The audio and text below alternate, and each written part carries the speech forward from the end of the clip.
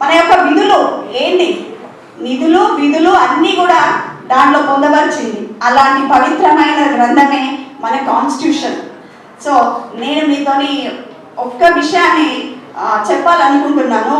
ఏంటంటే అంబేద్కర్ జయంతి ప్రతి ఏటా ఏప్రిల్ 14వ తారీఖున దేశవ్యాప్తంగా చేసుకుంటారు.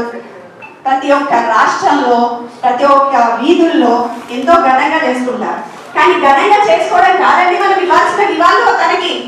తను చూపిన బాటలో నడవాలి, తను వేసిన మార్గంలో మీరు నడవాలి.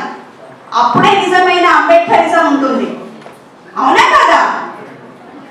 మనం పాఠాలు పుస్తకంలో ఉండే పాఠాలు మనకి ఉపాధ్యాయులు స్కూల్లో చెప్తారు. మన తర్వాత ఇంటికి వెళ్ళి మళ్ళీ వేయాలి. అవునా కదా? చెప్పండి. రివిజన్ చేయాలి కదా, చదువుకోవాలి కదా. సో అవన్నీ చేయాలి అంటే మనం రాజ్యాంగం కూడా అలాగే తెలుసుకోవాలి. మొదటి పేజీ నుంచి చివరి పేజీ వరకు మానవుల గురించి